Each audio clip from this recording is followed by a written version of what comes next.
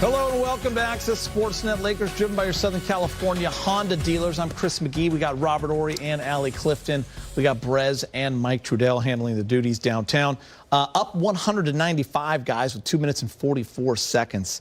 Lakers get outscored 10-2 by the Clippers. They lose to them again. They're now 0-3 on the season. End of the game took about 25 minutes. That was strange in itself.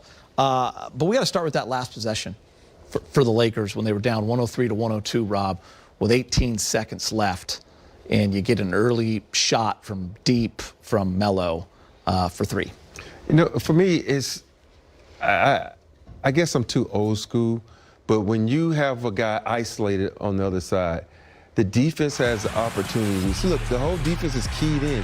Everybody can do what they want to do. Now they send the guy at you. Now, Carmelo, run a pick and roll or something. This is why you have to have some continuity to a play, some movement, not just sitting there being stagnant, because you can't have it. Now the guys now can lock in, and now if they were to run a play and got this ball to LeBron with 5 seconds or 6 seconds, 8 seconds, he still had the opportunity to do something. But now the defense is locked in, and then you get a bad shot. You know, Carmelo has been shooting it really great from three, but not 8 feet behind the line. And like we saw in Dallas when Austin Reeves had his big moment, Jason Kidd did this, Ty Lue did this, sent 2 guys. You send Morris over to LeBron James to get the ball out of his hands. There's plenty of time still.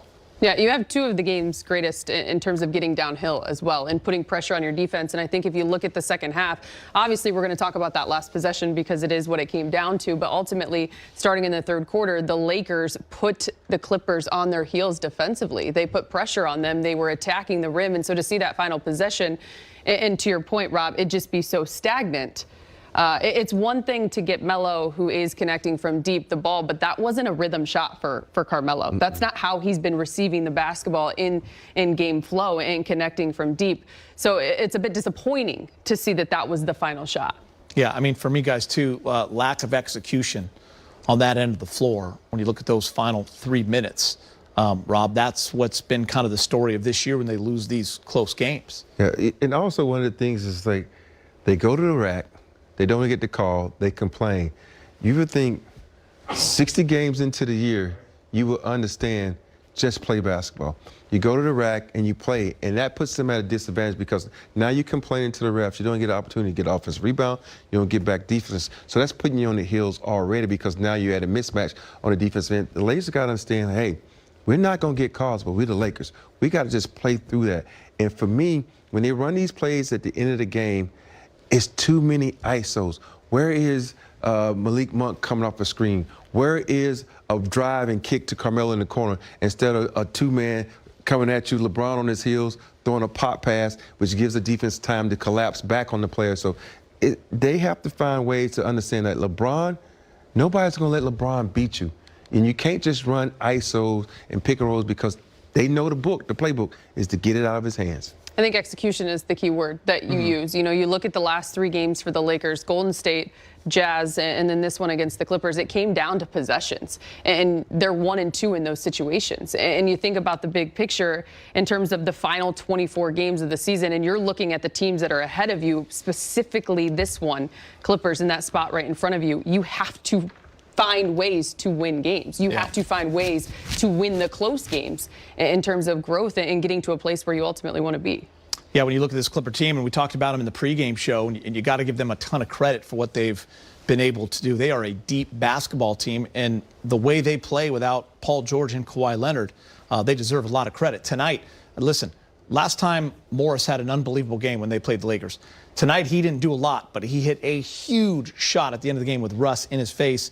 They had 7 guys, Rob, in double figures. Luke Kennard did a phenomenal job in the first half, and then Coffey in the second, Covington, all these guys, Reggie Jackson, of course. So you got to give them credit. Yeah, you know, the bench outscored. 33 points in the fourth. Yeah, the bench outscored the starters. And when you got a team that, you know, this is the thing. When you lose starters like Kawhi and Paul George, who dominate the basketball, these other guys' eyes light up. And they're capable players. They can score. And you got Luke Kennard, who had 19 points tonight, 18 points off the bench, one of the best 3-point shooters in the game. And you got Markieff Morris, where you'd say, okay, he is the star of this team. They shut him down. But everybody else stepped up. You can't have this when your stars shut down a team, the others, as we like to say, go above and beyond. Because there were points like with Harrison, I'm like, he's dominating in there. He's going to the rack. He's getting rebounds. He's dunked. He's getting on a fast break. You can't let guys like this come in and beat you to the punch. Sometimes it comes down to that energy, the effort, doing the little things that you can control. I mean, a lot of times we talk about the Clippers and just the difference without their two superstars.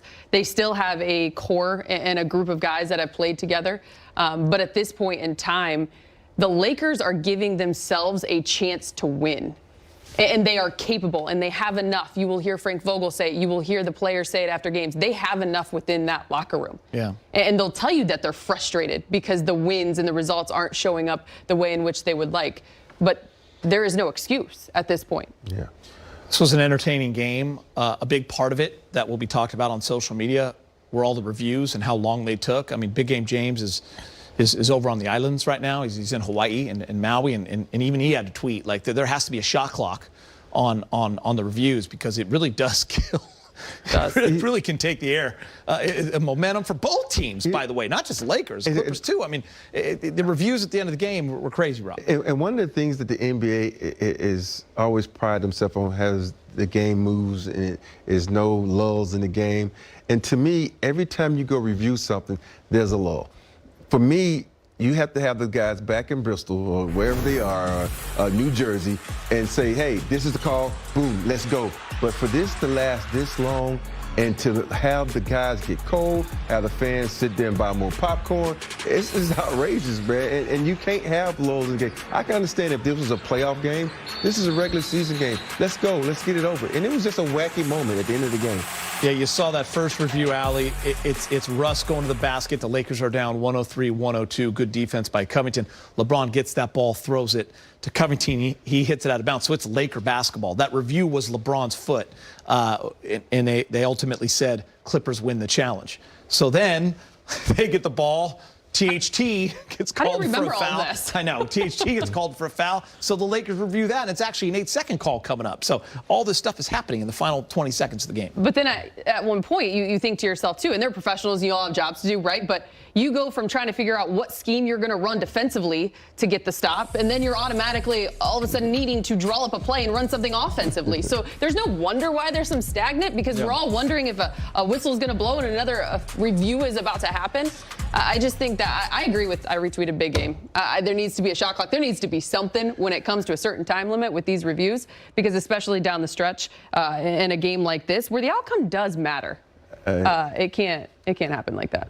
Where's Dave Chappelle when you need him? You got to wrap this up, buddy. Yeah, you know? wrap this up. Yeah. Hey, Rob, Lakers are a little older, too, by the way. They can't be sitting around there for a while. We got to get that game going. You know, and for me, the Lakers had a really good rhythm coming into this second half. That third quarter was awesome, you know, and then you go into that fourth quarter, and they start playing on the heels, you know, and then Dwight had a good game, and then he in the first half, and he doesn't play. To me, that second half, you know, the third quarter was smooth, but that fourth quarter. That's the frustration. You can't build on that third. Like, that's 31-15. You have a 6-point lead. Like, let's go. Yeah, right? You're at home. Yeah, you know. I mean, I know both teams played it, but it's a Laker home game. Yeah, and then they're 8 for 31 from 3. And this is what hurts you so much. You 8 for 31 from 3. Find out how to get to the hole. You know, I don't know what's wrong. You know,